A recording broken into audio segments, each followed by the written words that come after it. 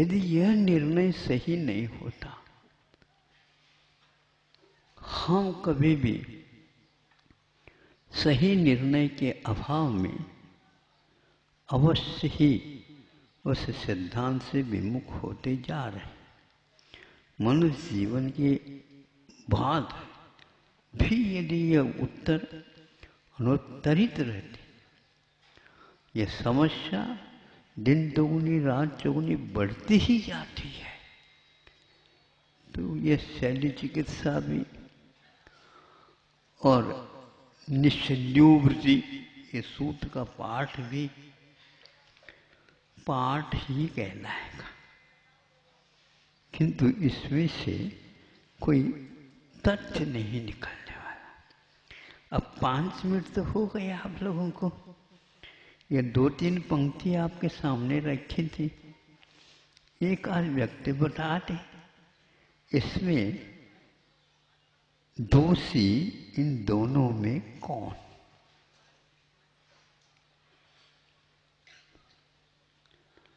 जो अनेक उपाधियों से विभूषित मनस्वी बन करके बैठे हैं, वो अपने आप को क्या कुछ भी समझ ले, किंतु दोषी तो सब लोग, आंखें लाल है तो वही दोषी की होंगी, क्योंकि देखने का काम उसी से हुआ, देखने का काम उसी से हुआ, इसलिए वह दोषी है।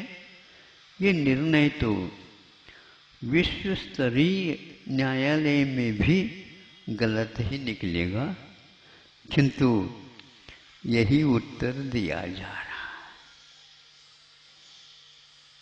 इस ओर आप कभी भी नहीं देख पा रहे हैं।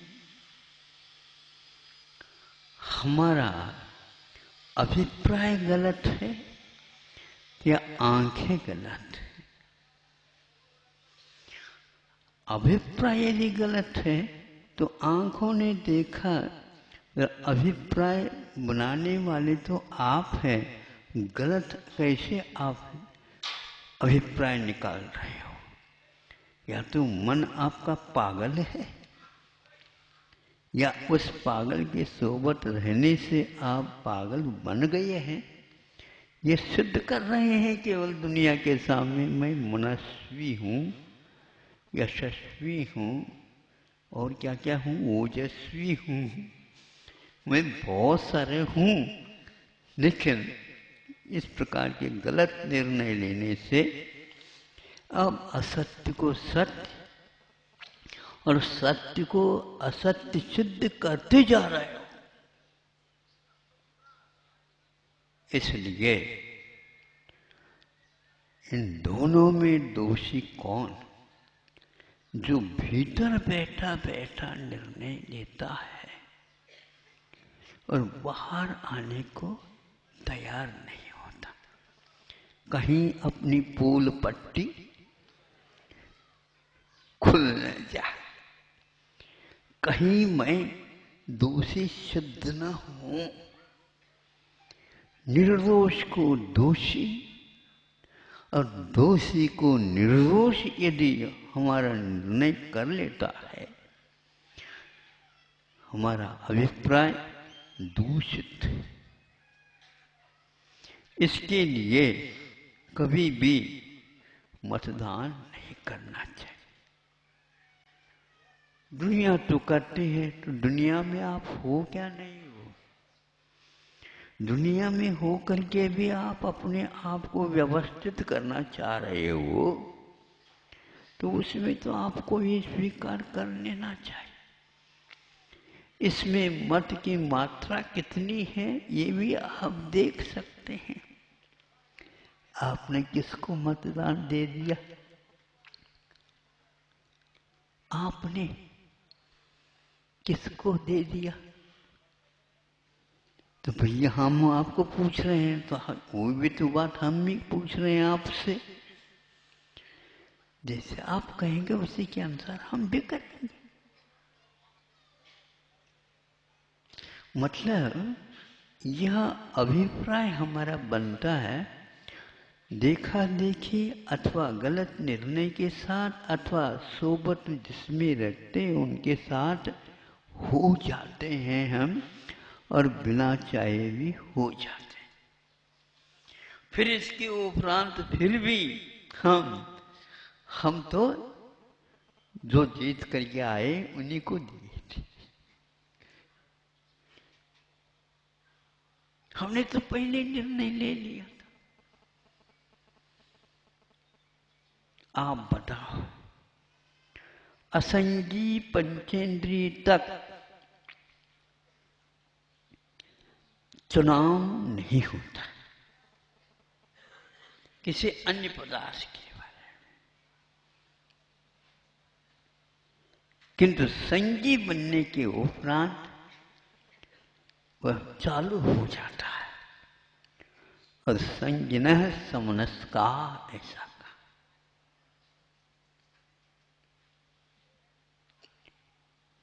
जो संगी होता है वह मन वाला होता है, वह मन से रहित नहीं होता। मन भीतर, दोषी दोनों में कौन? आंखें लाल। क्रोध के आवेश में आए बिना आंखें कभी भी नीली आभा को छोड़ करके ललाट के रूप में परिवर्तित नहीं हो सकते। हमारे भगवान हमेशा हमेशा अताम्र नयनोत्पदा। हम भगवान के दर्शन करते हैं, अब क्या करते हो? भगवान की कभी आंखें लाल हुई क्या? उनके नाखून देखो और नील पॉलिश लगाना छोड़ दो। कभी भी उनके हमेशा हमेशा लाल सुर्ख, किंतु होंठे भी नाखून भी सारे के सारे, किंतु उनकी आंखों में करुणा तो भरी हुई है, किंतु अरुणाई नहीं है। तरुणाई तो रग रग में टपक रही। वो लाल क्यों नहीं दिखते? इतना खून उनके भीतर यदि है तो। आचार्य कहते हैं यह परिवर्तन केवल शरीरगत नहीं है, मनगत है, और उनके पास संगीपन भी नहीं है। उनके पास संगीपन नहीं है और फिर भी वे मन वाले हैं। यही कमी हमारे बीच और उनके बीच में है। हम अपने आप को सुधारना चाहते हैं, दूसरे के सुधार को गौण कर दो, अथवा जिसकी आंखें कभी भी लाल नहीं होते हैं उसकी गुणगान करना प्रारंभ कर दो। पढ़ने की अपेक्षा से भगवान के बिंब को आप पढ़ने का अभ्यास करो। इसमें सबसे जल्दी आपको निर्णय लेने में सुविधा होगी। जो इस प्रकार समझता है कि स्वाध्याय उसी को होती है, जो सरस्वती के साथ हमेशा हमेशा अपना तालमेल बनाए रखता, जिसकी वाणी है उसको देखने में आनंद नहीं आ रहा, और जिसकी वाणी में आनंद आ रहा है तो कहीं न कहीं और गलतियां हैं। ये मनगढ़ंत उसका चयन है। अपने अभिप्राय के अनुसार वह सोच रहा है। तेजयंत भी जिसके देखने से लाल आंखों को छोड़ करके, कैसे छोड़ेगा? शल्य चिकित्सा हो गई? नहीं,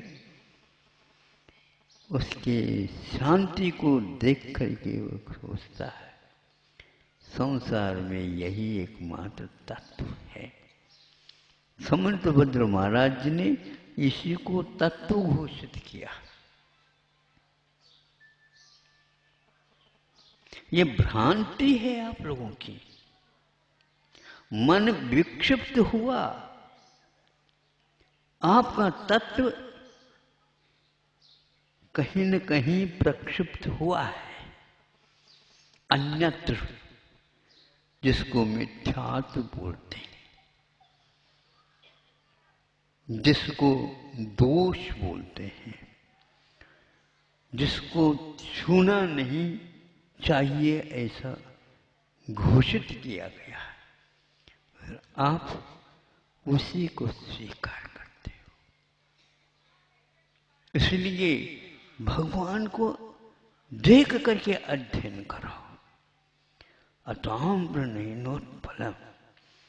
और हम अपने हृदय को साफ करने का प्रयास करें। वो तरंग उठती क्यों? हृदय में आना हमारी वश की बात नहीं है, आएगी। वो बंधा हुआ है तो आएगी। अब ने अपनी तरफ से ऋण लिया है तो देने वाला आपको आपके पीछे पड़ेगा। यदि आप नहीं लेते ऋण तो बैंक आपको नहीं कहेगा कि ऋण ले लो ले लो, हाँ इतना लोभ तो दे सकता है। तो आपके पास लोभ है इसलिए वह कह रहा, हमारे पास आकर के नहीं कहता। वो सुन रहे हो आप लोग? वो बैंक वाले आपके पास जा करके क्यों कहते हैं आप लोन ले लो लोन ले लो लोन ले लो? महाराज आप अपने शिष्यों को या और जो श्रावक आते हैं उनको कह दो, प्रेरित करो, उस बैंक में जाओ उस बैंक में जाओ उस बैंक में जाओ, लोन ले लो लोन ले लो। आलूना क्यों खाते हो? सलोना खाओ ना। समझ में आ रहा है? अच्छा, वो समझ में आने वाला भी बहुत समझदार लगता है। अच्छे से आ रहा है, बहुत अच्छा है। ये मन में संकल्प आया क्यों? इसका नाम फितूरी है, फितूरी। दुनिया को धोखा देने की बात करते हो। जो धोखे में आते हैं वो कर्म के उदय में आते हैं, ये तो सिद्धांत कभी भी भूलो नहीं। है तो ऐसा ही, फिर तो क्यों लगाते हो? ऐसा ही है कहो ना।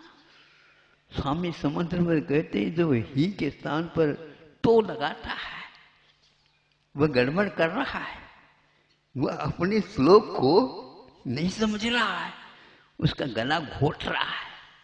इदम एव ईदृशम एव, ये क्यों कहा गया? ये ऐसा ही है तो अपना तो लगाता है ये। लेकिन परंतु नहीं समझे तो ये सारे जो है ना, ये अर्थ नहीं देते, इन नकारते। फिर बाद में जो है सो है। यह दुनिया की रीत है। तो आप लोगों ने तो निर्णय लिया ही होगा, मन को दोषी माना।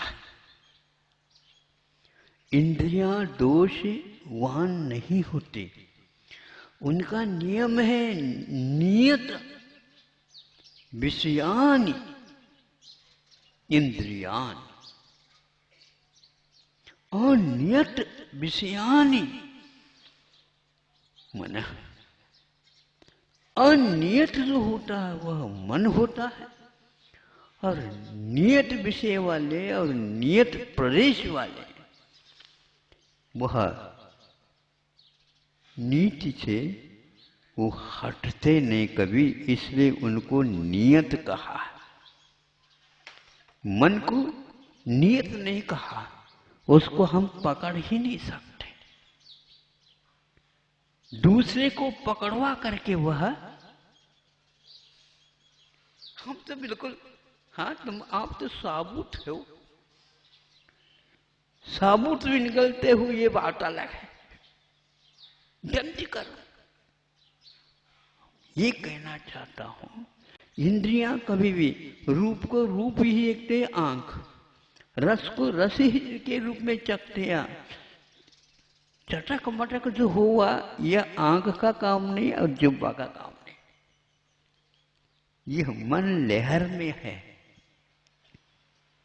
और वह भीतर बैठे बैठे जहर घोल रहा है, और आप उसको अच्छे ढंग से खा रहे। जिस समय वो उदय में आएगा तो मालूम पड़ेगा कि क्या हो गया है।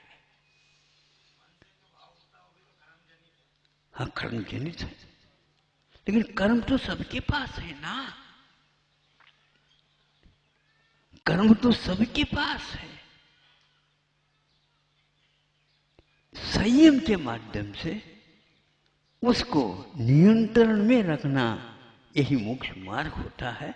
बाकी कर्मों को साफ करने की कोई आवश्यकता नहीं, साबुन सोडा लगा करके कर लो आप। हाँ, साफ होते ही नहीं वो कभी। और यदि यह अभिप्राय हुआ तो साफ अपने आप ही होने लग जाता है। इसलिए